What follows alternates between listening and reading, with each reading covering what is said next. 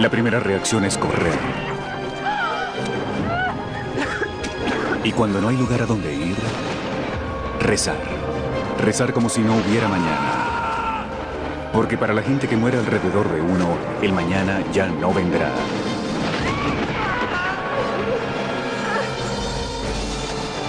Nadie sabe dónde esconderse, ni cómo salvarse, ni cómo sobrevivir. Innumerables cuerpos, una tempestad de violencia y locura. La terrible venganza de Dios. Es la peste negra de la Edad Media. El peor desastre biológico en la historia de la humanidad. Es, como lo describe un testigo, el fin del mundo.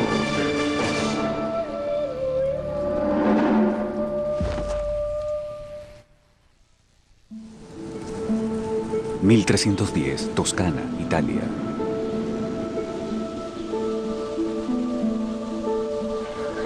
Con el amanecer del siglo XIV, la civilización occidental atraviesa por una fenomenal racha de prosperidad. Europa ha tenido 3, tal vez 4 siglos de muy buenos tiempos. La Iglesia ha sido poderosa. Varios reyes han sido poderosos. El comercio ha crecido. Las ciudades han crecido.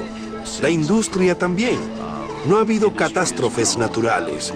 El clima ha sido benigno. La población ha estado creciendo. Realmente ha sido un periodo bueno para Europa. Pero esta larga expansión está por chocar con una nueva realidad.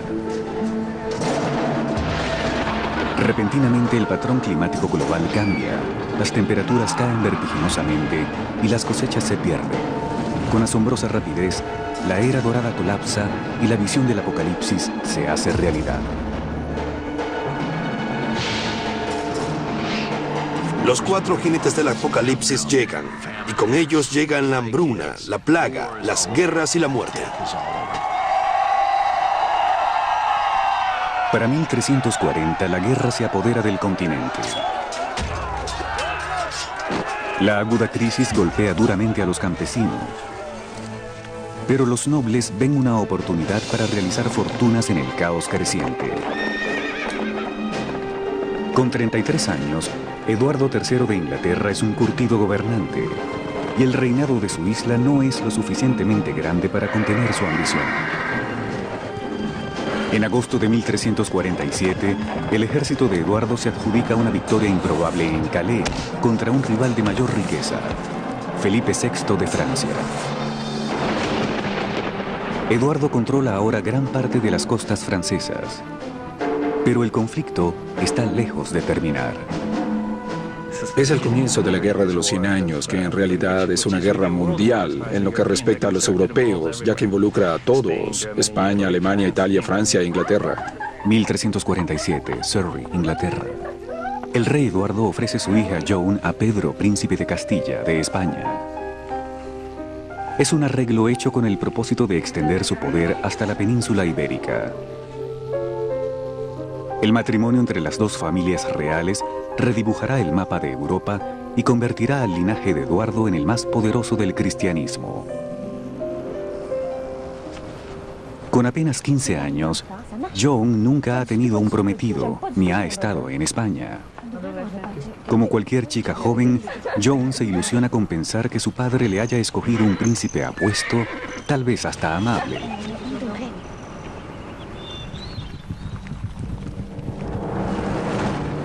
...640 kilómetros al sur, en Aviñón, Francia, el Papa Clemente VI, el representante de Dios sobre la tierra, considera sus propias expectativas. Durante 1000 años, su Santa Iglesia Católica ha mandado sobre reyes y campesinos por igual y ha sido el mayor poder de la Edad Media. La vida de la gente medieval giraba en torno a la religión. No hacían sino pensar en ir a la iglesia todos los días. Sus vidas consistían de bendiciones que atribuían a Dios y maldiciones que más o menos atribuían a Dios también, aunque culpaban a sus pecados de ellas. Así que la vida estaba completamente envuelta en una atmósfera religiosa. Pero en el siglo XIV, la aparentemente inexpugnable fachada de la iglesia comienza a resquebrajarse. Los sacerdotes comenzaron a ser muy criticados por abuso de poder. Existen muchos ejemplos de sacerdotes que tenían concubinas, que dormían con mujeres en el pueblo, que eran considerados corruptos. Hasta el Papa parece ser corrupto. Los franceses han secuestrado el papado y lo han mudado de Roma a Aviñón. La ruptura con la tradición parece favorecer a Clemente VI, un hombre mundano que disfruta de un opulento estilo de vida que escandaliza a los fieles. A pesar de los escépticos, la palabra de Clemente aún infunde absoluta autoridad. Pero, ¿será suficiente para sostener a su rebaño cuando el mundo se venga precipitadamente abajo? Esto es un mensaje urgente para el médico. Sí, eminencia. El hombre que demostrará ser su más fiel y valeroso aliado es su médico personal, Guy de Chauliac. Es un famoso médico profesional. Había estado en el círculo médico de la corte desde el reinado de Felipe el Hermoso, a finales del siglo XIV. Y ahora es el médico de cabecera, por decirlo así, del Papa. En el mundo de Chauliac, la religión gobierna a la ciencia. Ambas están tan entrelazadas que un título en medicina solo puede obtenerse conjuntamente con una maestría en teología. Pero ni los libros médicos ni la Biblia ayudarán a de Chauliac para el horror que vendrá.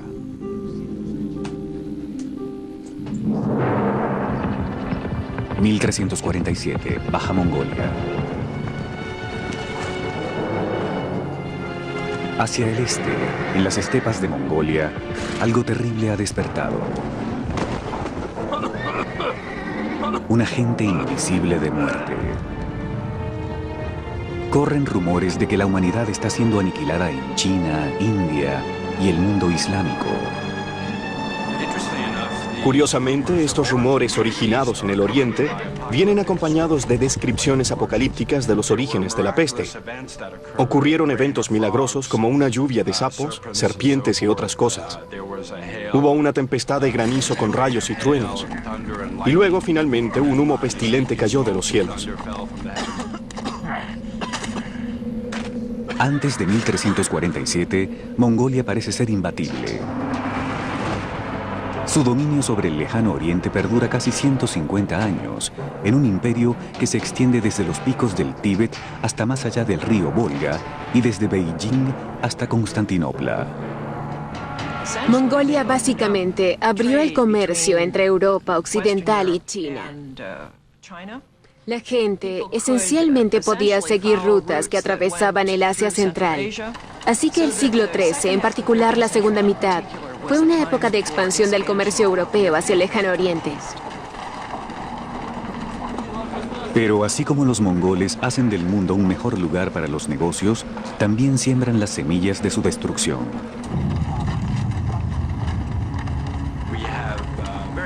Valiosas cargas y bienes, tales como especias y sedas, cruzan esta ruta terrestre establecida a través del imperio unificado de los mongoles. Y por supuesto, uno de esos bienes es la peste.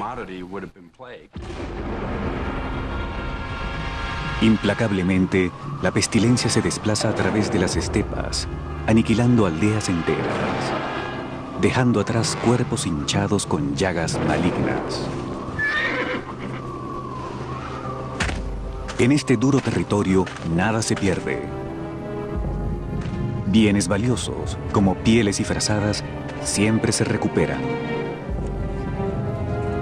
El resto es incinerado en un intento por matar el mal que causó la tragedia. Pero el demonio invisible viaja con el botín. En 1347, miles de kilómetros hacia el oeste, en la próspera ciudad mercantil de Ginebra, un sirviente se prepara para realizar un peligroso viaje. 1347, Ginebra, Suiza. En una sociedad regida por las doctrinas de la Iglesia Católica, él ya corre peligro. Su nombre es Hajime y es judío. Los judíos necesitaban de la invitación explícita o permiso del rey para permanecer en el pueblo. Ellos, como nadie más en la época medieval, pertenecían y dependían directamente del rey o de un gran noble, como un obispo. A la disposición de su lord, Hajime se aventurará a través de cientos de kilómetros de montañas hasta Venecia, donde podrá adquirir los lujos que no se consiguen en los puestos de mercado locales. Pero la expedición también lo llevará a los acontecimientos más oscuros de la historia. En Inglaterra, 2.500 kilómetros al oeste, un jinete se acerca al final de otro atemorizante viaje. Un trovador que ha viajado durante semanas desde España. Es un obsequio del príncipe de Castilla, enviado para entretener a su prometida, la princesa inglesa Joan. Le cantará canciones de amor en su viaje de bodas hacia Castilla, un gesto romántico para el placer de una joven doncella. En camino a Castilla, Joan y su cortejo planean parar en la costa francesa y visitar un palacio de la familia en Burdeos. Siendo la preferida entre los 12 hijos de su padre, Eduardo III, a Joan nunca le ha faltado nada en su corta vida. En este importante viaje, solo su ajuar requiere de un barco completo. Junto con muchos distinguidos clérigos y diplomáticos, 100 arqueros harán el viaje para proteger esta preciosa carga. Pero tanta precaución no servirá de nada. En menos de un año, casi todos morirán. Desde este momento, la invasión ha comenzado, avanzando sobre los lomos de roedores polizontes.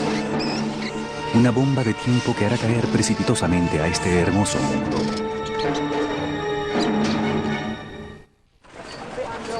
(1347) Baja Mongolia. Rutas de comercio abiertas por el Imperio Mongol ahora estimulan el libre tránsito de bienes, gente y pestilencia hasta el corazón de Europa. Viajeros en las carreteras, campesinos en los campos y hasta la hija del rey de Inglaterra, todos se dirigen rápidamente hacia un encuentro inevitable con el peor asesino de la historia de la humanidad. La peste negra.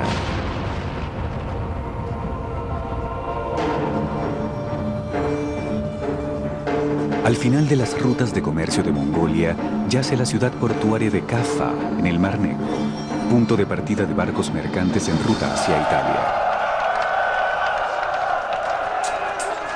En 1347, los mongoles atacan la ciudad cristiana de Kaffa con la esperanza de apoderarse de esta vital encrucijada comercial. Al principio parece que el pueblo sucumbirá ante el implacable ataque. Pero en el calor de la batalla, los mongoles enfrentan un nuevo y virulento enemigo: la peste. Y se ven obligados a ejecutar un último y desesperado plan. Los mongoles tenían la peste y tuvieron que abortar el ataque. Pero antes de retirarse decidieron catapultar a sus muertos y los cuerpos de sus víctimas dentro del pueblo, a fin de, y cito, extinguir a todos adentro y transmitirles la peste a sus enemigos. Aparentemente así fue como la peste fue transmitida por los mongoles a los europeos. Puede muy bien ser el primer incidente registrado en la historia de una guerra bacteriológica. Aunque la historia parezca más leyenda que realidad, la pestilencia mongol se propaga entre los aldeanos de Kaffa. La peste se desplaza de forma bastante lenta para ser un mal epidémico. Y dado lo extenso de las estepas y la delgadez de la población, tardaría unos 15 años para adentrarse en Kaffa. Pero aunque los hechos parecen ser claros, persiste un misterio. A pesar de un desplazamiento inicial tan lento, ¿cómo es que se propaga tan rápido la peste en Europa? Muchos historiadores creen que viaja en los buques mercantes con destino a Europa y que el primer puerto de arribo es la isla de Sicilia.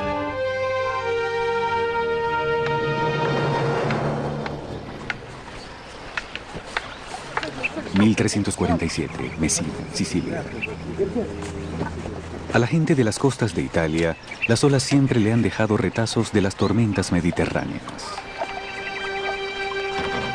Pero este año algo distinto llega a la costa.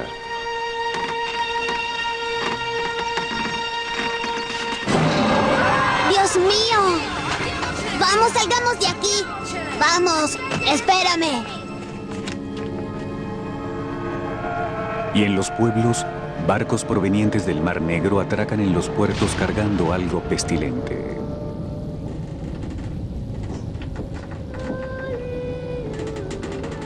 En las cubiertas inferiores, los italianos encuentran un cargamento de cadáveres.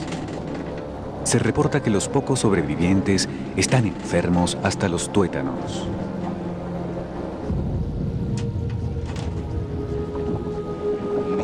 Dios mío, qué mal es este. Cuando los lugareños se percatan del peligro, tratan de expulsar los barcos plagados de los puertos, pero ya es demasiado tarde. La peste ya ha tomado posesión y comienza la mortandad. No es una enfermedad común. Es repugnante y dolorosa. Su víctima es abatida por una terrible fiebre y una profunda desesperanza. Para empezar, era difícil diferenciar los síntomas iniciales de la peste negra de los síntomas de una gripe fuerte, como fiebre, escalofríos y temperatura alta. Luego venía una segunda etapa, el desarrollo e inflamación de bubones.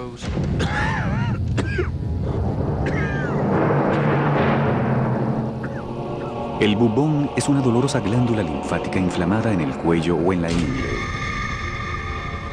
Se vuelve negra y puede inflamarse hasta el tamaño de una naranja. Son estos bubones los que le dan nombre a la pandemia, peste negra o bubónica.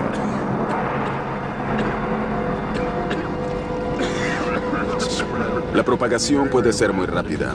Puede causar septicemia. La presión sanguínea baja abruptamente. Varios órganos colapsan. El sistema vascular puede volverse permeable, causando hemorragias. Los bubones en sí son muy dolorosos. Es una forma muy penosa de morir.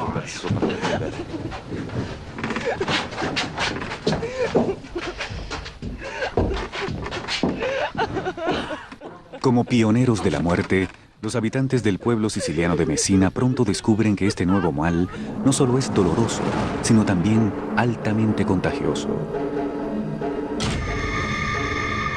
Se propaga rápidamente entre las familias, sembrando terror en cada hogar. Esto apareció más o menos de la nada. Nadie había visto algo así, de modo que la gente debió sentirse como Cristóbal Colón en la tierra de la mortandad. Exactamente así debió sentirse. Mientras la peste acaba con el pueblo siciliano de Messina, a los sobrevivientes les queda un solo consuelo: la Santísima Madre de Dios. Aquellos que aún pueden caminar peregrinan 10 kilómetros hasta su santuario y la cargan de regreso a la ciudad. Santa Madre, protégenos de esta peste en nombre de Cristo.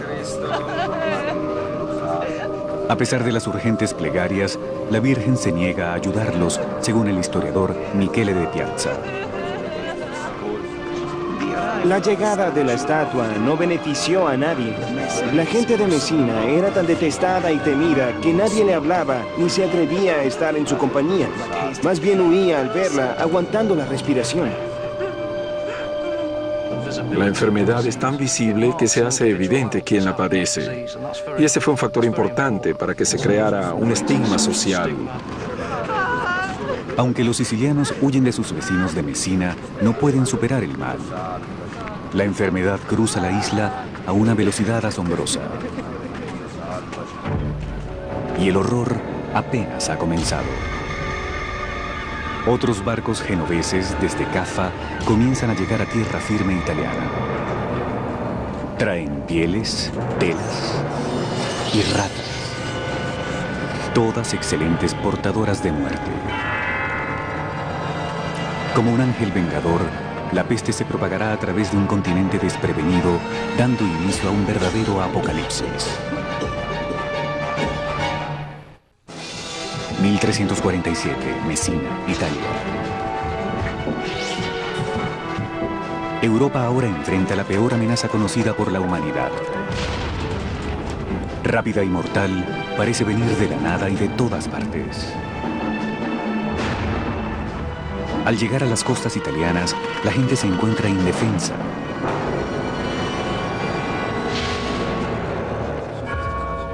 Y la ciencia medieval está sumida en una niebla de superstición y de ignorancia. 1347, Aviñón, Francia.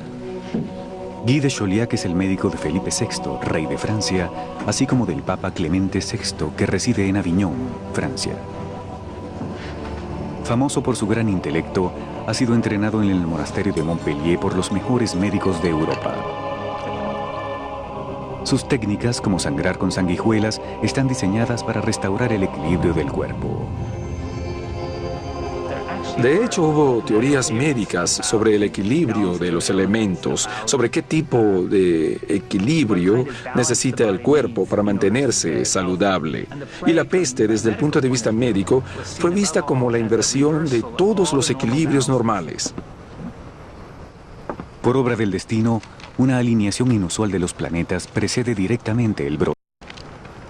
Para la mente medieval, es una explicación lógica del desequilibrio. La conjunción de tres planetas, Júpiter, Marte y Saturno, creó vapores nocivos en el aire. Y estos vapores nocivos interactuaron con la constitución física de un individuo y lo hicieron sucumbir ante la peste.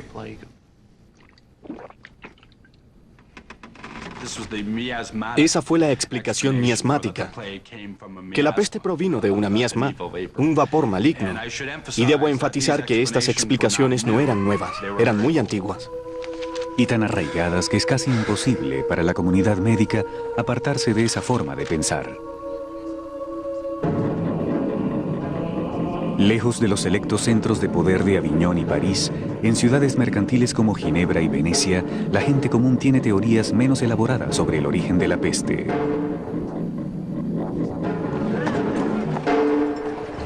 Han sido adoctrinados desde su nacimiento para creer que, como todas las bendiciones, toda maldición, en última instancia, también proviene de Dios. En la Edad Media, toda la lógica de la relación entre un Dios y el mundo involucraba a Dios castigando al mundo cuando éste pecaba. El castigo es un bien merecido, según el historiador italiano del siglo XIV, Gabriele de Musis. Dios Todopoderoso vio a la humanidad completa revolcándose en un pantanal de consumada maldad, entregada a fechorías, inmersa en innumerables vicios, ahogándose en un mar de depravación debido a una capacidad sin límite para la perversidad. Ahora sabemos que no fue el pecado ni la perversidad que trajeron la peste negra. Fue una enfermedad contagiosa. La pregunta es, ¿qué enfermedad?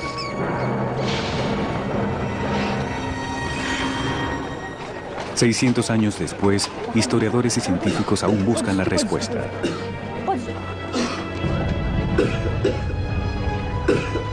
La pregunta clave es cómo se transmiten y se propagan esas enfermedades y cómo es que una sociedad permite que un conjunto de diferentes causas de muerte surja en un determinado momento.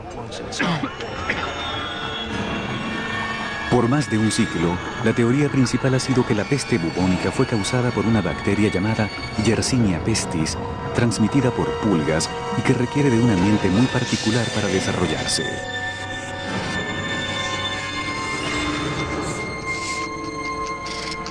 Y en muchas formas, la Europa medieval parece reunir las condiciones. Centros urbanos con basura en las calles son ambientes muy adecuados para la reproducción de grandes poblaciones de ratas. Y junto a esas poblaciones de ratas conviven grandes poblaciones de pulgas. Una sola mordida de pulga le inyecta a la víctima la bacteria Yersinia pestis. Rápidamente se multiplica en los nodos linfáticos, llenándolos hasta reventar. Una vez liberada en la corriente sanguínea, la bacteria produce llagas negras de donde recibe su nombre la enfermedad. Y existe otra forma aún más mortal de la enfermedad, llamada peste pulmonar, que no necesita de pulgas para transmitir su veneno. En algunos casos, la bacteria se aloja en los pulmones y comienza a proliferar. Si uno tiene una hemorragia en los pulmones causada por la bacteria, puede tener lo que llaman esputo sangriento, partículas de sangre en el esputo. Siendo que esas partículas son muy infecciosas, al toser se puede contagiar a otra persona. Tanto las condiciones ambientales como los síntomas de la enfermedad sugieren que fue esta bacteria la causa de la peste negra. Pero algunos científicos están en total desacuerdo con esta teoría. Se basan en un inexplicable y apremiante hecho: la asombrosa velocidad con que se propagó la enfermedad. Básicamente se propagó a través de Europa Occidental en un periodo de entre 4 y 5 años. Es una velocidad de propagación vertiginosa, tomando en cuenta que no existían trenes, aviones ni automóviles. El transporte era a pie o a caballo. Fue una propagación muy rápida de la enfermedad.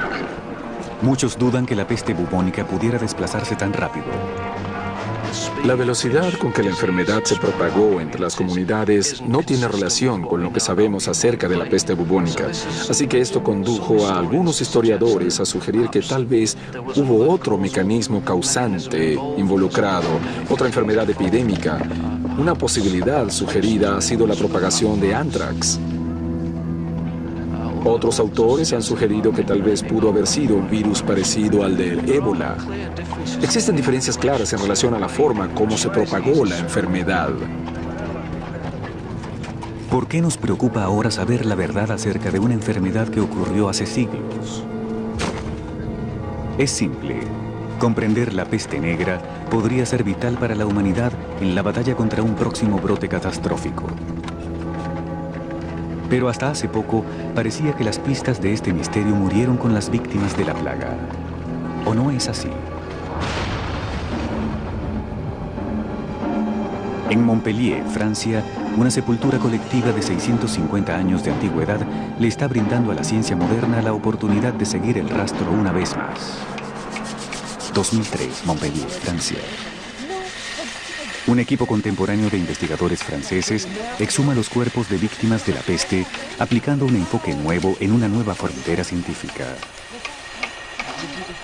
Los estudios de la peste negra aún son jóvenes. De la enfermedad se solía decir, solo tenemos esqueletos y huesos. Es una enfermedad de tejidos. No pudimos descubrir nada en ellos. Ahora con el ADN hay posibilidades de descubrir muchas cosas con los huesos, a pesar de lo controvertido. Los investigadores buscan un tesoro biológico, los dientes de las víctimas de la peste. Como una caja fuerte, un diente encierra el ADN de los organismos que se desplazan por la corriente sanguínea al momento del deceso, incluyendo tal vez el propio agente de la muerte. Descubrimos algo. Creo que es importante. Los dientes están intactos. Extrajeron los dientes de los cráneos. Luego examinaron la pulpa de los dientes para confirmar la presencia o no de la bacteria Yersinia pestis. Y según los resultados, las muestras contenían la secuencia de ADN de la Yersinia pestis. Esto es algo único y es la única evidencia realmente objetiva que tenemos de que la peste negra efectivamente pudo haber sido causada por esta bacteria. Los resultados de los franceses colocan el misterio de la peste a un paso más cerca de su solución. Pero se requieren más estudios, más sepulturas deben ser investigadas. El trabajo de los científicos continuará. 1347, Avignon, Francia. Para Guy de Chauliac, eminente médico del siglo XIV, conceptos como pulgas mortales y ADN bacterial le parecerían tan extraños como a nosotros hoy en día los astros mal alineados y la furia de Dios.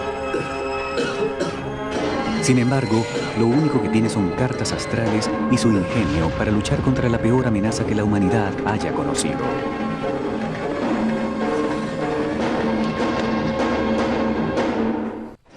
...1347, Messina, Sicilia.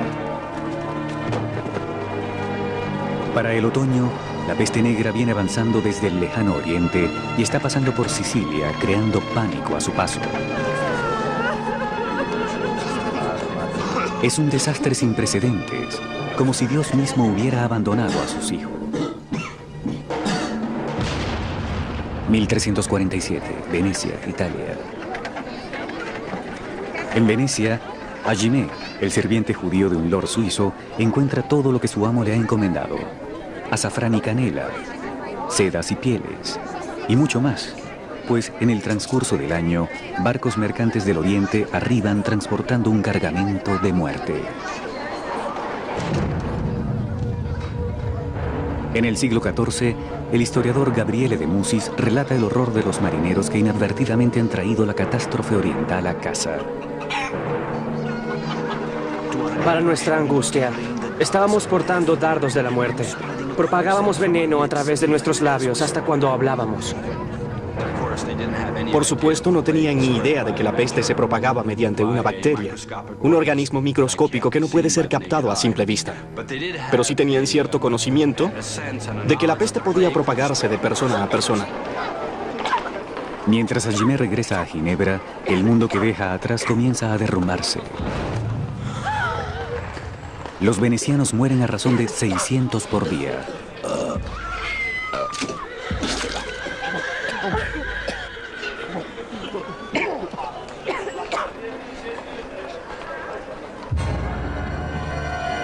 En enero de 1348, la peste llega a Francia a través de barcos mercantes que atracan en Marsella. Luego surcan los mares hacia España. En Barcelona muere el 60% de la población. Imaginemos a una persona, digamos un marinero trabajando en el muelle, que luego de ser mordido por una pulga infectada sube a bordo de un barco y viaja en él. Pues no enfermará sino después de 2 a 6 días. Así que existe el peligro de que la gente se desplace de sitio en sitio antes de enfermarse. Por supuesto, el mismo barco puede estar cargando ratas con pulgas infectadas. Y luego, cuando el barco arriba a un puerto, estas ratas y pulgas pueden propagar la enfermedad. 1348, Aviñón, Francia. Para la primavera, la peste negra se desplaza desde la desembocadura del río Ródano hasta Aviñón, donde reside el Papa. Eminencia, se lo ruego, la peste toca a nuestras puertas. Doctor, nuestro Padre Celestial me protegerá. Aunque Guy de Chauliac le ruega huir, Clemente VI se rehúsa a abandonar el palacio. Para agosto de 1348, la peste llega a París. La mitad de la población morirá. Cuando arriba a Burdeos, la princesa de Inglaterra, Joan, está llegando de su travesía marítima. 1348, Burdeos, Francia. Descansará un rato en el palacio de su familia y luego seguirá camino a Castilla, donde la espera su príncipe. Joan es tal vez la mujer más protegida de Europa en estos momentos. Pero los arqueros y las paredes del castillo no pueden protegerla de un enemigo invisible. No, no se acerquen más. ¿Acaso no ven el peligro? Es demasiado peligroso para la princesa.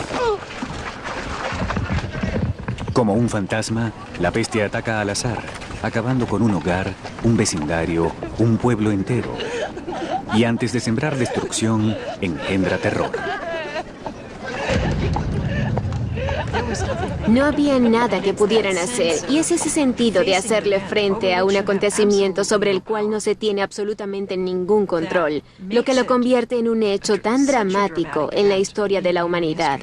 A menudo trato de imaginar qué se siente al saber que en un pueblo, cruzando las montañas, 75% de su población acaba de morir. Y ellos lo sabían, recibieron cartas antes de la llegada de la peste. En muchos lugares sabían que la peste venía. Así que tuvieron tiempo para pensar sobre lo que pasaría cuando llegara. Y ellos, pues no puedo imaginar nada más tenebroso. 1348, Cornwall, Inglaterra. Consumida por el temor, la mayoría de la nobleza abandona las ciudades, dejando a los menos afortunados valerse por sí mismos. En los libros de historia podemos encontrar muchas figuras cobardes, gente rica huyendo hacia las campiñas, atemorizada de su propia mortalidad. Así que, ¿quiénes quedan atrás? ¿Quiénes están en el pueblo sufriendo sino los pobres, sin poder hacer lo que solo los ricos pueden lograr?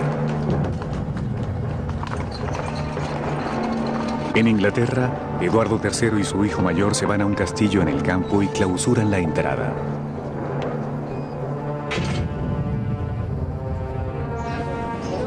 Pero el ambiente saludable no parece servir de protección a los siervos que labran la tierra. Mueren por montones. En los campos, en las carreteras y en sus miserables chozas. La gente vivía en pobreza extrema. Vivía en chozas con techos de paja. El ganado vivía entre ellos. El piso de las chozas era de tierra. Las condiciones de vida eran absolutamente inmundas. Era el tipo de ambiente propicio para la proliferación de ratas y pulgas.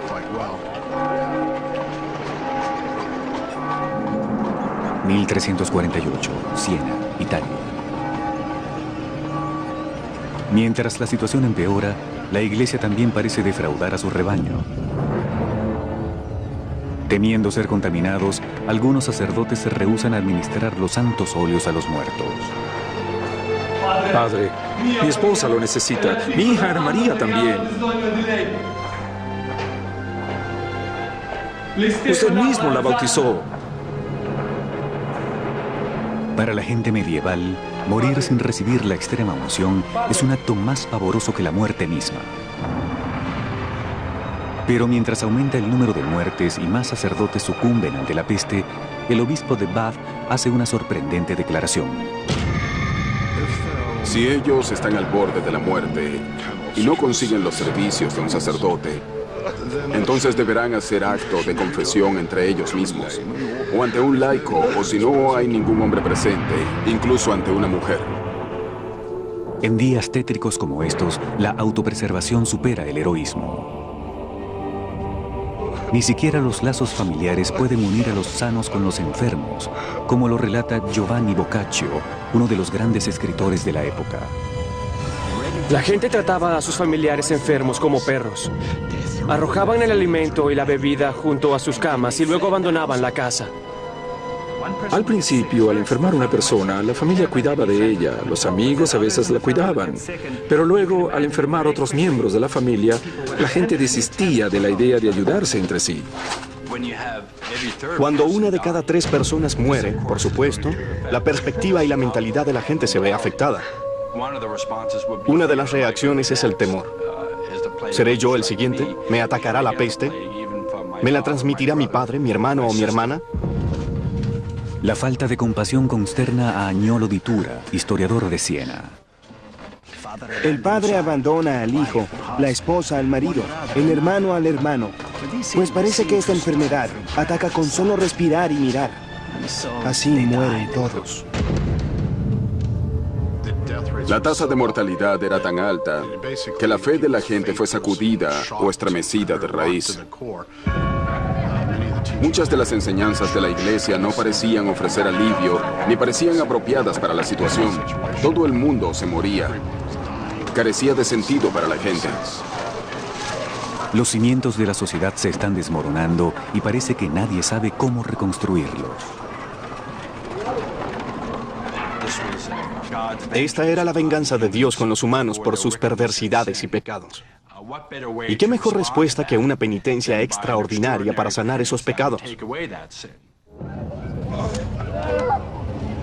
Y así, bajo terror, la gente se vuelca hacia el fanatismo religioso, azotándose a sí misma en una imitación brutal del sufrimiento del mismo Cristo.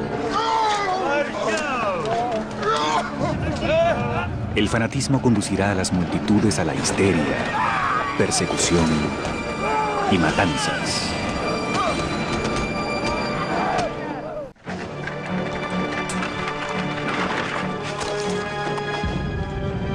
Para 1348, la peste negra ha viajado desde Sicilia hasta Inglaterra a bordo de barcos mercantes encima del lomo de ratas.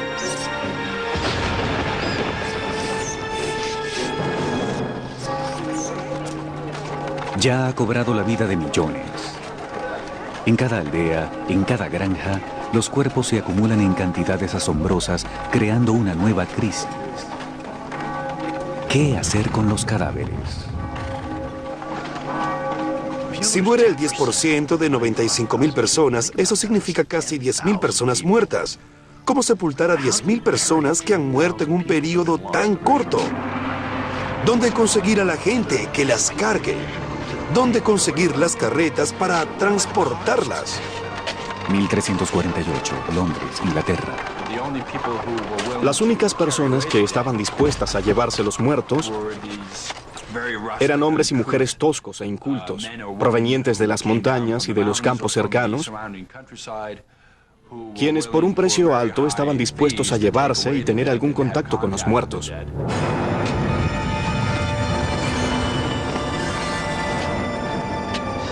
El hedor debe haber sido un problema serio.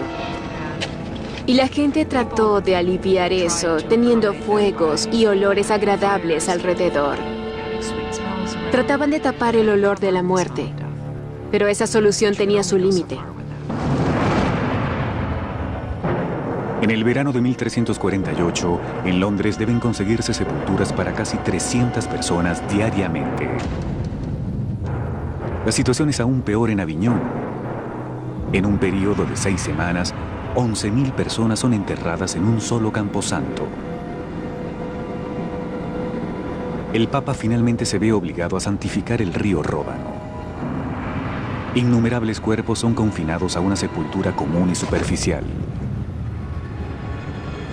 Pero tal vez eso sea preferible a una sepultura colectiva italiana. Los cuerpos eran colocados en capas. Colocaban la capa inferior, rociaban un poco de tierra, una segunda capa, un poco de tierra, una tercera capa y otro poco de tierra.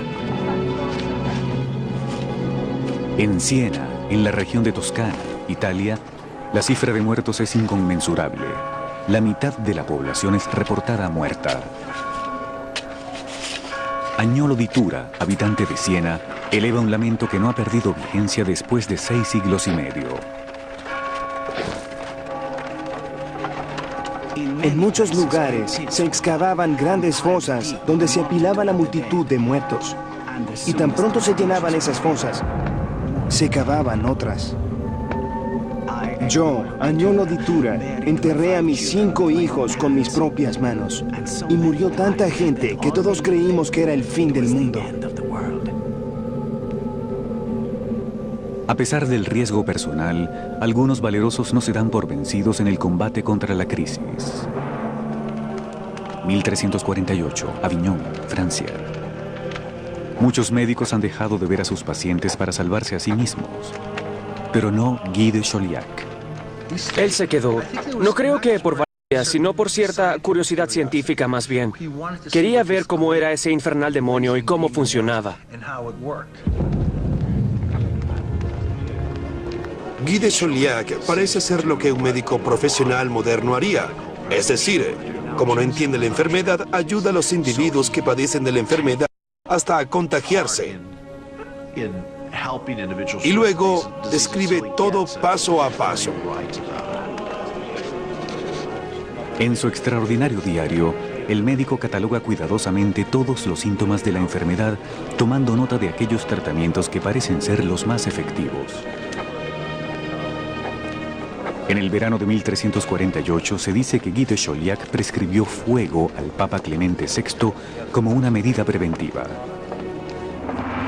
4 grandes recipientes con aceite y madera a fuego alto son colocados a cada lado del trono del Papa, una fortaleza de llamas contra la devastación de la peste. Eso nos da una imagen del Papa huyendo de la sociedad, por así decirlo, secuestrado en el interior de un cuarto que está ardiendo con hogueras a su alrededor.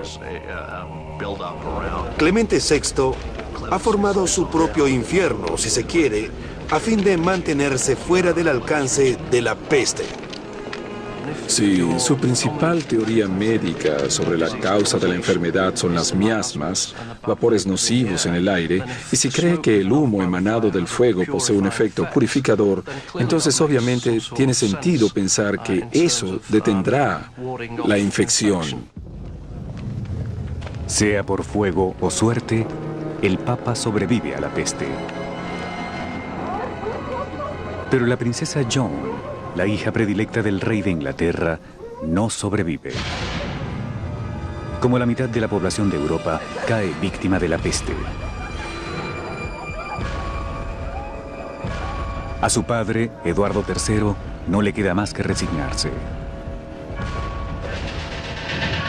La peste destructiva, que se lleva a jóvenes y ancianos por igual, lamentablemente nos ha arrebatado a nuestra querida hija, a quien más amábamos entre todos.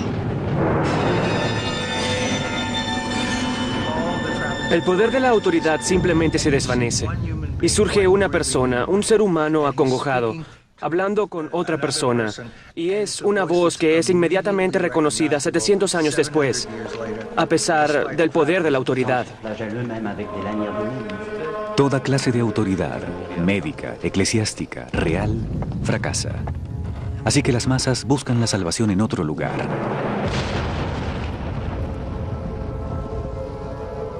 A lo largo de la región del Rin, en Alemania, los devotos deciden tomar cartas en el asunto. 1348, Friburgo, Alemania. Se les conoce como los flagelantes, fanáticos que creen poder ganarse la misericordia de Dios imitando la sangrienta pasión de Cristo.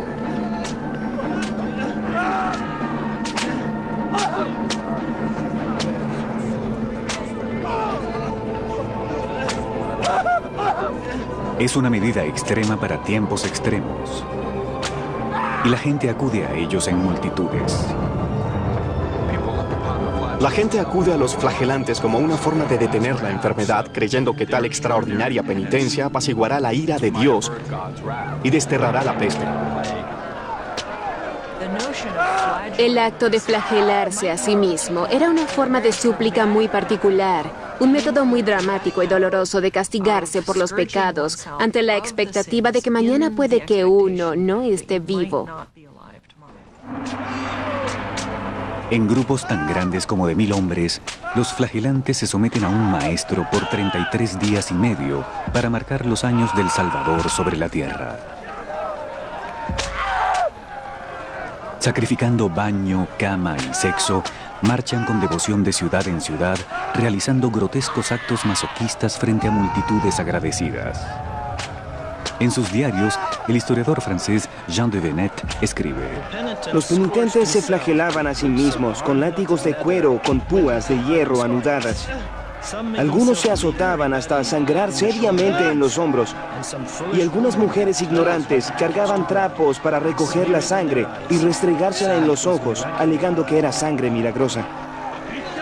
¡Deprisa, deprisa! ¡Deprisa, deprisa! Vengan aquí. Júntense a mi alrededor, en un círculo. Arrodíllense para la salvación. ¿Están listos para sufrir por sus pecados como sufrió nuestro Salvador? Sí. El Papa Clemente VI se siente amenazado por la influencia que ejercen. Los flagelantes no eran bienvenidos por la comunidad religiosa establecida. Al llegar a un sitio, a menudo se creaba una gran conmoción y a veces eran acompañados por movimientos que se oponían a las autoridades del pueblo y a las reformas religiosas. Mientras la peste avanzaba, uno percibe que todas las instituciones de la sociedad medieval, incluyendo sobre todo la Iglesia, demostraron ser tan impotentes e incapaces frente a la peste como todo el mundo, como el campesino más pobre. Esta fuerza inexorable será difícil de detener. Las masas medievales están listas para un milagro y los flagelantes parecen dispuestos a realizarlo. Eso fue lo que crearon las procesiones de los flagelantes y los sermones que pregonaban, la expectativa colectiva mesiánica y apocalíptica de que ya llegó la hora. En 1348 se desata un torbellino de odio más fuerte que la peste negra misma. La conmoción conduce a una cacería de brujas. Alguien deberá ser responsabilizado por esta catástrofe y deberá pagar. Es un torrente de histeria y terror. las multitudes someten a los indefensos e inocentes a un baño de sangre de proporciones bíblicas. 1348, Londres, Inglaterra. A mediados del siglo XIV, la peste negra se dirige rápidamente hacia su ápice. Ya ha labrado un paso de destrucción desde Sicilia hasta Inglaterra. 1348, Pistoia, Italia. Convencidos de que Dios está castigando al mundo por su perversidad, los pueblos se disponen a despojarse de todos sus pecados. Lo primero que hacen es reformar las ordenanzas urbanas. Se prohíben las apuestas, las blasfemias, las prostitutas son enviadas a casas en las afueras. Todo esto con la esperanza de alejar la peste.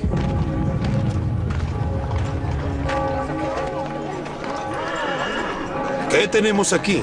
Esto está totalmente prohibido. Y tú, ven acá. Es tiempo de que tú y las chicas tomen unas buenas vacaciones. En muchos pueblos, como Pistoia, Italia, los sacerdotes combaten la peste con leyes nuevas, cambiando el trato con los muertos. Ordenanza número 3. Los cuerpos no serán removidos del lugar del deceso hasta tanto no sea colocado dentro de una caja de madera.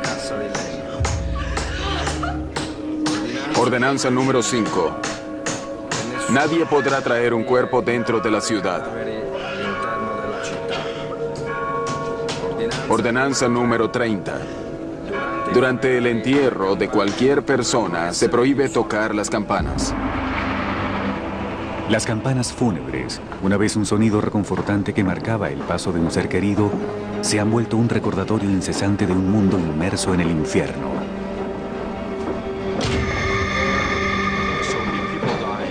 Era tanta la gente que moría que un sacerdote podía estar dirigiendo la procesión de un difunto a su morada, y al mirar hacia atrás veía 10 cuerpos más que tenía que acompañar para sus sepulturas. Las muertes eran masivas. De hecho, eran tantas que la gente se volvió inmune o indiferente ante ellas, al punto de que los funerales entonces se convirtieron en ocasiones para la diversión y la juerga.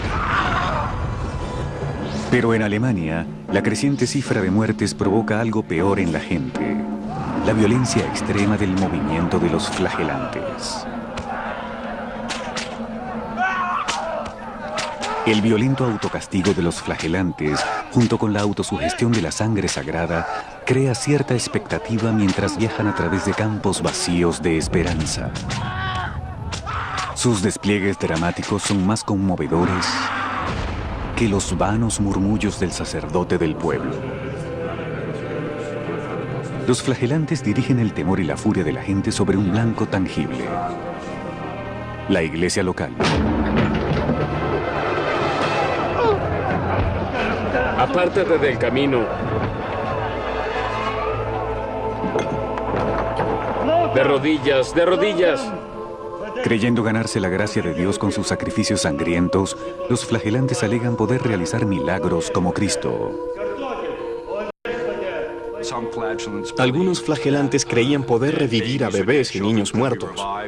También hubo un cuento famoso sobre una vaca que hablaba.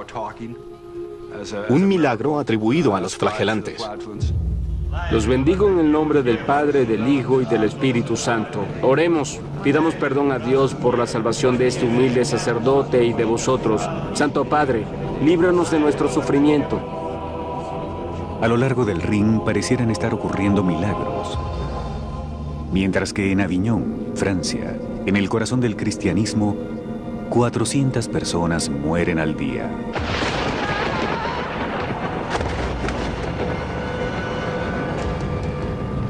El Papa Clemente VI sabe que los flagelantes representan una seria amenaza a su autoridad, pero sus cardenales le aconsejan no actuar apresuradamente. Temen que un ataque contra el movimiento, en la cima de su popularidad, pueda ser contraproducente para la Iglesia misma. Se establece una interesante dinámica entre la actitud popular hacia los flagelantes y la actitud de las autoridades hacia ellos. Las autoridades tendían a tomar una postura hostil, pero la gente por el otro lado parecía apoyar a los flagelantes principalmente porque la aparición de ellos se asociaba con el abatimiento y la prevención de la peste. Clemente no puede hacer nada para sofocar la insurgencia. Y el movimiento está por asumir una posición más drástica.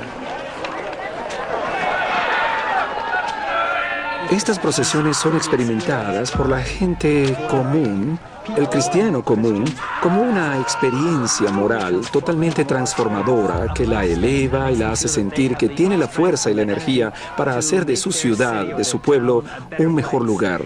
Y harán lo que sea para lograrlo. Puede que tengan que jurar que jamás apostarán de nuevo, o tengan que sacar a las prostitutas fuera de la ciudad o expulsar a los judíos hasta quemarlos. 1348, Ginebra, Suiza. El mercader judío Ajimé ha viajado a través de cientos de kilómetros devastados por la peste. Pero en su camino le espera un horror peor, un baño de sangre de proporciones épicas. Es de humano, supongo, buscar un chivo expiatorio en tiempos de crisis. Los judíos siempre parecen ser chivos expiatorios, y en la peste negra también lo son. ¡Atrápenlo, atrápenlo! ¡Atrapen al judío! Para los flagelantes, hay poco trecho entre criticar a la iglesia y atacar a los judíos. Para los cristianos medievales, nadie ofende más a Dios.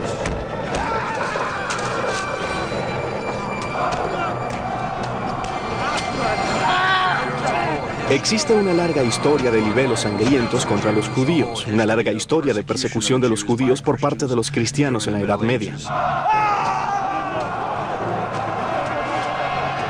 Delatado por su distintiva vestimenta que lo identifica como judío, Ajimé es llevado al pueblo para ser interrogado. Él no está solo, según el historiador del siglo XIV, Jean de Venette. De la infección y la repentina mortandad que ésta trajo, se culpa a los judíos, de quienes se dice envenenaron los pozos y los ríos y contaminaron el aire. ¿Qué había en el saco que te dio el rabino? ¿Qué había en el saco? Lo juro que no me dieron ningún saco. Mentiroso, mentiroso, envenenaste los pozos, ¿no es así? Lo juro. Mentiroso, mentiroso. Lo juro. Luego de horas de tortura, Ajimé no aguanta más. Falsamente confiesa que un rabino le dio el saco lleno de veneno y que lo usó para envenenar los pozos. Eran forzados a confesar que ningún judío era inocente. Todos los judíos eran culpables, todos eran parte de esta conspiración y nadie podía ser librado de los cargos. De Venette escribe que confesiones como la de Ajimé surcan las aguas del Rin. Por consiguiente, el mundo entero se levantó brutalmente contra ellos. Y en las comunidades judías, muchos miles fueron indiscriminadamente asesinados en forma sanguinaria y quemados vivos por los cristianos. 1349, Estrasburgo, Francia. Decían, lo que nos está envenenando es la presencia en sí de los judíos. La presencia de los judíos es un mal moral. Ha sido nuestro pecado tolerarlos y esto es lo que ha traído este castigo. Como recalcó el Papa Clemente VI en aquel momento, los judíos morían en cantidades iguales que los cristianos. Así que carecía de sentido argumentar que los judíos estuviesen envenenando a la gente durante la peste negra. Los ruegos del Papa caen en oídos sordos. En el día de San Valentín de 1349, los habitantes de Estrasburgo reúnen a 2000 judíos y los queman en hogueras. Esta atrocidad se repite en más de 15 ciudades de Alemania y Suiza. El pueblo de Europa ha sido envenenado no por un insidioso plan judío, sino por el temor, el odio y la ignorancia. La combinación letal se está propagando incontroladamente, aún más rápido que la peste negra. En Aviñón, casi la totalidad de la nobleza ha abandonado la ciudad. Hasta el Papa se confina en su casa campestre, desconfiando de la protección de su pared de fuego. Solo un miembro de su corte se queda, el afamado médico Guy de Chauliac. Pero la investigación final del envejecido cirujano sobre la enfermedad toca las puertas de su casa. Guy de Chauliac continuó visitando enfermos durante la peste al punto de que él mismo contrajo la enfermedad. Y hasta en su lecho de muerte, él no sabe realmente el origen de lo que está padeciendo, pero está dispuesto a ayudar a la gente. El compromiso heroico de Chauliac lo ha llevado al borde de la muerte. Nadie mejor que él sabe la escasa probabilidad que tiene de recuperarse. Mientras el heroico médico lucha por su vida en Francia, el movimiento flagelante en Alemania comienza a derrumbarse. 1349, Friburgo, Alemania.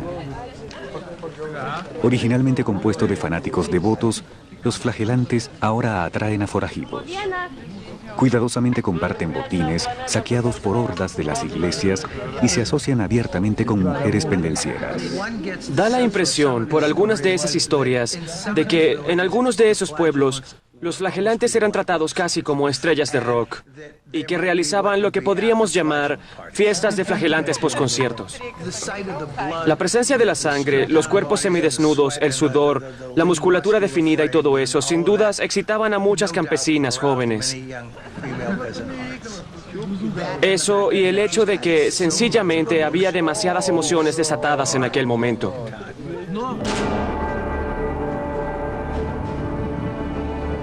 Simplemente era demasiado. Las autoridades finalmente actúan contra ellos. En octubre de 1349, el Papa Clemente VI hace un llamado a los flagelantes para que recapaciten, pero es ignorado abiertamente. La iglesia, de hecho, tiene que acudir a medios políticos para detener a los flagelantes, que comienzan a ser arrestados o desterrados por efectivos militares.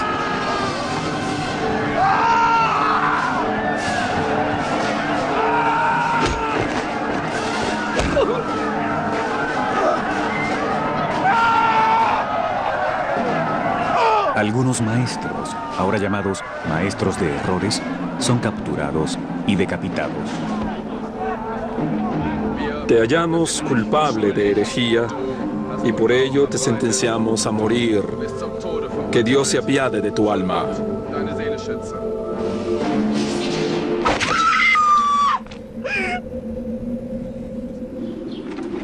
...1349, Cracovia, Polonia. Aún con el movimiento flagelante fracturado, gran parte de Europa sigue siendo violentamente hostil con la disminuida comunidad judía. Los sobrevivientes se convierten en refugiados en busca de tierras seguras. En gran parte de Europa, Francia, Inglaterra y muchas ciudades alemanas, no había judíos para finales del siglo XIV, habían sido expulsados o asesinados. Pero en algunos lugares los judíos recibían protección por parte de monarcas, quienes los invitaban a establecerse. Uno de esos lugares era Polonia. En 1349, Polonia es gobernada por el rey Casimiro el Grande. La leyenda reza que él se enamoró de una mujer judía llamada Esterka o Esther, y que por amor a ella emitió un decreto de protección para los judíos de Polonia e invitó a más judíos al país. Una de las ironías es que condujo a la comunidad judía alemana a Polonia. Y 700 años después, ese ciclo se repitió de nuevo con el mismo grupo de alemanes. En el invierno de 1349, la peste avanza hacia el norte, hacia la península escandinava. Para cuando llega a Rusia, 2 años más tarde, la crisis en Francia ya ha pasado. Después de aniquilar a casi la mitad de la población de Europa, la peste está llegando a su final. Las enfermedades infecciosas pasan por ciclos naturales hasta que ese ciclo es roto, bien sea por factores humanos o, por ejemplo, cambios en la virulencia del organismo infectivo en sí. Mientras avanzaba la peste negra y la gente comenzaba a morir, y luego del derrumbe de la sociedad, era muy probable que la cifra de muertes cayera por debajo de cierto nivel y que los brotes no pudieran mantenerse por sí solos. La magnitud de la cifra oficial de muertos es tan abrumadora que excede los límites de la imaginación. Creo que la peste no tiene precedentes en cuanto al alcance de su mortalidad. Y soy de la opinión de que la mortandad supera lo que la mayoría de historiadores acepta como cierto. Creo que la tasa promedio de mortalidad estuvo cerca de 50 y no de 30% como sostiene la mayoría de los historiadores. Los centros urbanos y las comunidades religiosas son los que más han sufrido. 60% de Venecia ha sido arrasada por la epidemia. En Aviñón, la mitad de la población está muerta. En el monasterio de Montpellier, donde Guy de Chauliac recibió su entrenamiento, solo 7 de los 140 monjes originales están vivos. Se dice que Inglaterra perdió 2 millones de almas, un tercio de su población total. Pero Eduardo III, rey de Inglaterra, sobrevive, así como otros nobles que se han refugiado en propiedades campestres. La tasa de mortalidad es menor entre las clases altas, en parte porque podían desplazarse. Podían salir de los centros urbanos, podían abandonar la ciudad, podían recluirse en sus castillos, donde el medio ambiente era un poco menos propicio para el desarrollo de la contagiosa peste. El Papa Clemente VI, que abandona Aviñón durante el peor brote, también está sano y salvo. Pero más asombrosa es la recuperación de su médico, Guy de Chauliac. Sus diarios recogen sus palabras. Hacia el final de la peste contraje fiebre y se me inflamó la ingle. Estuve enfermo por casi 6 semanas. Cuando la inflamación maduró, la traté con higos y cebollas cocidas mezcladas con levadura y mantequilla. Me salvé por la gracia de Dios. Es un milagro, amigo mío. Vamos, oremos juntos. Pero para muchos, la supervivencia representa un costo terrible. Habiendo perdido tanto, cuestionan si aún vale la pena seguir viviendo. Ibn Khaldun, historiador árabe del siglo XIV, teme que se avecinen tiempos de penurias.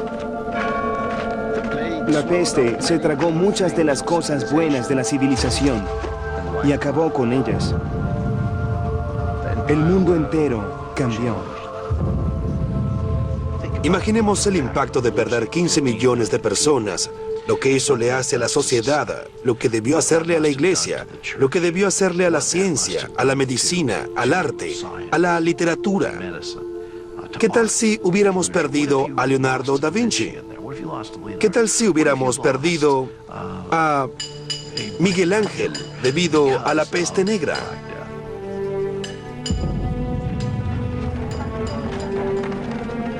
En cualquier lado donde uno mire, puede ver rastros de la pérdida de un tercio o la mitad de la humanidad. Leí un epitafio que decía: murió en el año cuando escasamente quedaba una cuarta parte de la humanidad en la Tierra. Da la sensación de ser parte de un fragmento del 25% restante, tan solo eso. Este es el único período en la historia documentada en el que cada persona, sin excepción, ha presenciado a un ser muy querido morir en agonía. El dolor y la desolación son devastadores para el poeta italiano Petrarca. Considera lo que fuimos y lo que somos. ¿Dónde están nuestros queridos amigos ahora? ¿Dónde están los rostros amados? Fuimos una gran multitud. Ahora estamos casi solos. 1350, Florencia, Italia. Pero para algunos, en lugar de dolor, la peste ofrece la oportunidad para el saqueo, la bebida y la brutalidad. En las casas vacías de los muertos se desbordan los excesos salvajes. ¡Quítale las manos de encima! ¡Ella es mi esposa, cerdo!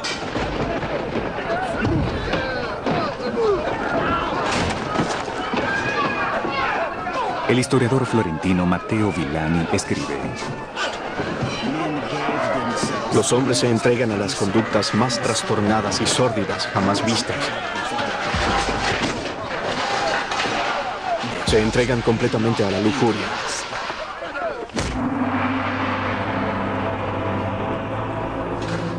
Sin embargo, La vasta mayoría de sobrevivientes ni se ahoga en la desesperanza ni se hunde en los excesos. La mayoría simplemente se levanta y sigue con su vida. Nunca pierde la fe en Dios, ni, más asombroso aún, la fe en el futuro.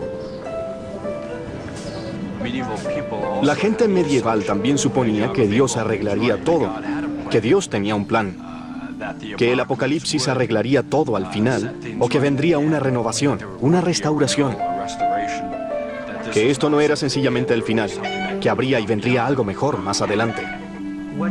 Lo asombroso es lo rápido que estas sociedades se renormalizan, retoman sus rutinas y se convierten de nuevo en sociedades funcionales.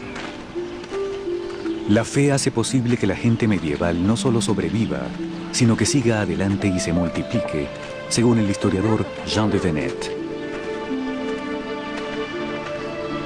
Cuando la epidemia terminó, los hombres y las mujeres, aún vivos, se casaron. En todas partes, las mujeres concebían más fácilmente que antes.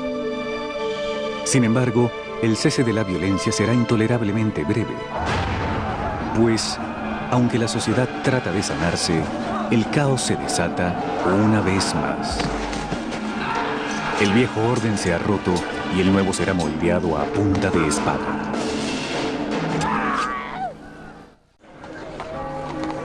(1349), Londres, Inglaterra. En toda la historia de la humanidad, son pocos los acontecimientos considerados momentos divisorios, cuando todo puede ser descrito como ocurriendo antes o después. La peste negra es uno de ellos. ¿Cuándo ha ocurrido un evento en la historia de Europa en el que posiblemente 50% de la población entera haya muerto en tan poco tiempo? Eventos como este son los que realmente no logramos entender. ¿Cómo es que podemos levantarnos vivos una mañana y estar muertos por la tarde? A los abatidos sobrevivientes no les queda más que seguir adelante, pues el dolor y la pérdida han destrozado el pasado. A menudo me he preguntado si el sentido de la desesperanza y el sentido de la irracionalidad con respecto a lo que pasó no ha abierto nuestras mentes al cuestionamiento, a cuestionar la autoridad, cuestionar cómo entendemos a Dios y cuestionar hasta qué grado existe una autoridad con la que todos podamos contar. La peste resquebraja el dominio de 1000 años de la Iglesia sobre la religión. Muchos nobles deciden tomar la fe en sus propias manos. Algunas familias empiezan a contratar capellanes privados, por lo que parece estar llevándose a cabo una especie de privatización de la religión. Mientras la peste conduce a algunos sobrevivientes a Dios, otros buscan respuestas nuevas en la ciencia.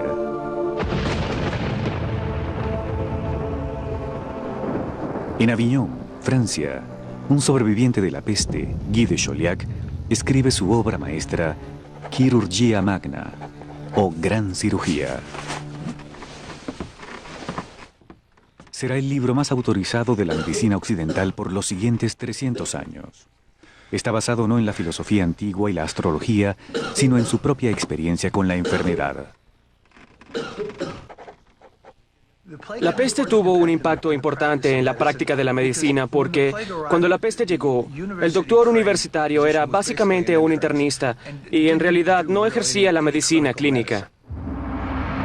Su conocimiento de la medicina era netamente teórico. Después de la debacle de la peste, la medicina se tornó mucho más práctica. En los campos italianos, otra transformación se está llevando a cabo. Previa a la peste, el hambre es común. Aunque cada centímetro de tierra se cultiva, la oferta nunca alcanza la desmesurada demanda. Ahora, aunque gran parte de la tierra está inactiva, hay alimento de sobra. Por primera vez en siglos, los granjeros pueden cosechar no solo granos, sino cosechas de lujo. Y así, Italia se convierte en un país rico en aceite de oliva y frutas aromáticas. Francisco, baja y ayúdame. Yo solo no puedo con todo esto. Sí, papá. Los huertos de Italia revelan un hecho espeluznante. un descenso repentino de la población tiene sus ventajas. Mientras la gente moría, los salarios crecían. Y mientras la gente moría y las tierras eran desocupadas, la gente que en el pasado era relativamente pobre tenía recursos para adquirir tierras. Y lo que eso significa es que los campesinos de repente se convierten en lo que llamamos kulak, propietarios de tierra. Tenían granjas de tamaño considerable y podían llevar vidas independientes en lugar de labrar las tierras de otros. Es interesante observar el cambio en los patrones de alimentación. La comida, que era estrictamente a base de granos, cerveza y pan, ahora incluye mucha carne y también vegetales. La cena está lista. Vamos, hijos. Pero mientras la fortuna de los campesinos crece, la suerte de la clase gobernante se desvanece. Durante siglos, los nobles dependían de siervos para labrar los campos. Ahora, con mejores trabajos para los campesinos en otros sitios, los nobles se quedan sin mano de obra, viéndose obligados a recoger sus amargas cosechas ellos mismos. Un clérigo alegremente escribe cómo los poderosos han decaído. Feligreses, caballeros y otras personas ilustres se han visto obligados a trillar el maíz, labrar la tierra y realizar cualquier otra labor manual sencilla para poder alimentarse. Fíjate en lo que haces. Lo estás haciendo mal. Marido mío, juro que te haré comer esta pala. Si solo lo hicieras bien, no estaríamos aquí todo el día. 1357, Valle del Loira, Francia. Muchos nobles empobrecidos se niegan a rebajarse a hacer trabajos de campo. En su lugar, buscan hacer fortunas a la antigua, a punta de espada. Hay muchos militares rondando por allí. A veces son contratados por Francia, Inglaterra, España, Cataluña o por cualquiera, en cuyos casos devengan un salario y saquean ciudades por una paga. A veces están desempleados y saquean ciudades para alimentarse. Para compensar el menor tamaño de sus ejércitos, los caballeros crean nuevas reglas para un antiguo juego. Nace la guerra de guerrillas y algo peor. Hay muchos hombres desmilitarizados rondando los campos en busca de oportunidades para saquear, y de allí es de donde provienen todas esas clásicas tácticas intimidatorias de terror para extorsionar a los lugareños.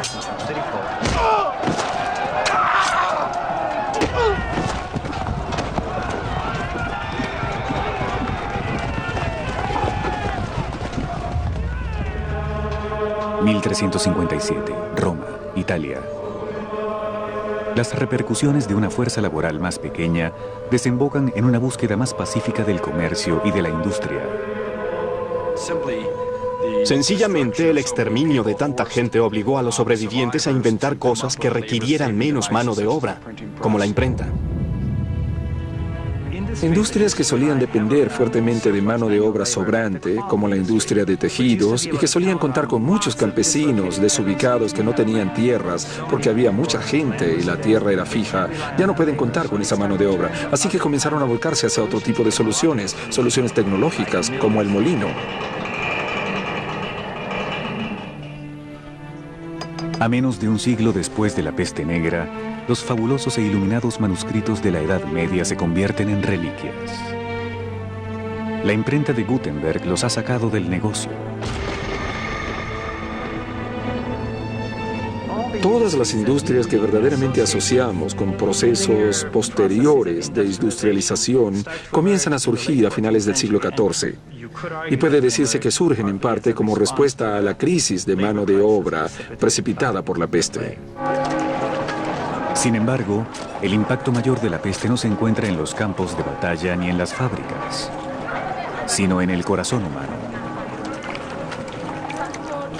No quiero ni imaginar la angustia que sentiría un padre o un hijo al ver a un ser querido enfermarse. Imaginemos a los jóvenes que pudieron haber visto a sus padres morir, sobreviviendo en la década de 1350, pero con esos recuerdos de muerte alrededor de ellos. Y así, pues, la muerte se convirtió en una escena normal. Creo que existen muchas evidencias de una transformación psicológica producida por la peste y por la repentina y dramática desaparición de tanta gente. La muerte invade la imaginación como una sombra amenazadora y es recogida en una obra de arte medieval conocida como la danza macabra. Las pinturas holandesas con esqueletos que bailan y con motivos macabros tan solo hacen recordar la muerte. La muerte está en todas partes. Con el tiempo, la revuelta social de los años posteriores a la peste, la actitud de cuestionamiento y el creciente individualismo conduce todo al florecimiento más grande de la cultura y del conocimiento en la historia europea. El Renacimiento. El Renacimiento en Italia demuestra la extraordinaria elasticidad de la sociedad humana, la tenacidad y energía creativa que la sostuvieron a través de los años más oscuros de la peste. Fue como si Europa se hubiera apagado repentinamente y de pronto encendido de nuevo. Y eso fue producto de la peste negra. Nunca antes ni después nada ha causado tal mortandad. Ningún terremoto, guerra ni armas de destrucción masiva. El enemigo final son los microbios, y el hombre no tiene por qué pensar que en caso de una guerra necesariamente vencerá por tener un intelecto superior. Sorprendentemente, el microbio que causa la peste bubónica aún existe en el mundo de hoy. En Arabia Saudita, África del Norte y del Sur, en partes de Sudamérica y en Estados Unidos. El microbio viajó desde su ambiente favorito de reproducción en China a bordo de buques mercantes hasta California, engendrando un brote de peste bubónica en Estados Unidos. Desde la costa oeste se desplaza por tierra, donde encuentra una población de nuevos y fértiles huéspedes, las comunidades de roedores de los desiertos y prados de Estados Unidos. Está en la parte suroeste de Estados Unidos, Colorado, Nuevo México, Utah, California, Texas y Arizona.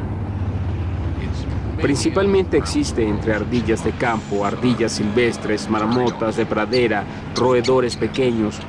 Puede infectar a otros animales, particularmente gatos.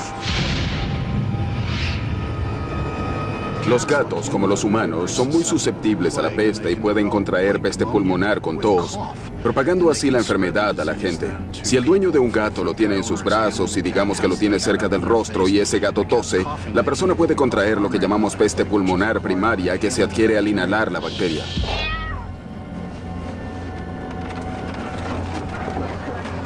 Cuando la peste negra azota a la gente del siglo XIV, el único tratamiento efectivo parece ser un milagro. Ahora, la peste bubónica puede ser curada con antibióticos si el caso se identifica a tiempo. 2005, Laboratorio de Enfermedades Infecciosas, Maryland. Inmediatamente comenzamos a rastrear a la gente que pudo haber estado en contacto con esta persona o expuesta a ella, y a menudo les administramos antibióticos profilácticos para asegurarnos que la enfermedad no se propague. Yersinia pestis, la bacteria que causa la peste bubónica, es bien conocida y entendida. Lo que preocupa a los guardianes de epidemias son los asesinos microscópicos desconocidos, enfermedades latentes listas para emerger y propagarse entre las poblaciones modernas. Cosas que ingresan en la cadena de alimentación que nunca imaginamos que cambien de huésped y que aparecen en áreas improbables. SIDA, SARS, fiebre del valle, gripe aviar o enfermedad de Lyme. Todos aparecen en poblaciones modernas, sencillamente porque las cosas cambian. Los microbios ven una oportunidad y la toman. La enfermedad de Lyme en verdad se desata porque comenzamos a despejar los bosques en el noreste para desarrollar suburbios. Es el mismo fenómeno y es lo que estamos haciendo hoy en día. No sabemos qué agentes vamos a desatar.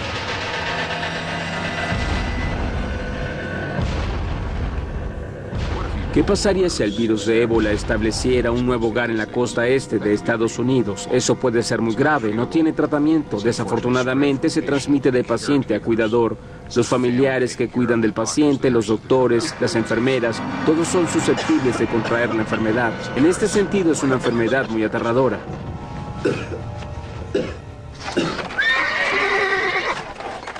En los tiempos medievales, la peste negra llega de un área remota y entonces se propaga a través de las rutas de comercio hacia todo el mundo civilizado con una velocidad asombrosa. Los microbios que viajan ahora pueden llegar más lejos y más rápido. Si pensamos en un periodo de viaje de 24 horas, nos percatamos de que cualquier virus en el mundo puede estar justo aquí en esta sala en tan solo un lapso de incubación. No tiene que transmitirlo a nadie ni pasar a través de una pulga, no tiene que hacer nada. Al analizar la peste, hay varias cosas que sobresalen, comparables a nuestra situación. En ambos casos tenemos economías en expansión y nuevas rutas de comercio. 500 millones de personas cruzan fronteras internacionales en vuelos aéreos internacionales cada año. 500 millones al año. 70 millones trabajan fuera de sus países. Es decir, las cifras son asombrosas. La cantidad de desplazamientos, la velocidad de esos desplazamientos y la densidad de humanos. Uno junta todo eso y tiene una bomba. 1348, Aviñón, Francia. Atados a la religión y la superstición, los científicos medievales como Guy de Chauliac irremediablemente no están preparados para la peste negra. Muchos expertos temen que al ser confrontada con una epidemia catastrófica, la ciencia moderna se verá igualmente desprevenida. Si nos viene encima algo como la peste del siglo XIV, cuando la gente muere en sus casas, en las calles y en todas partes, no estoy seguro de que nuestro desempeño sea mucho mejor que el de la gente de la Edad Media. No tenemos dominio del sistema. No tenemos la capacidad de respuesta necesaria, como dicen muchos. Si algo sale mal, sencillamente la capacidad realmente no está allí.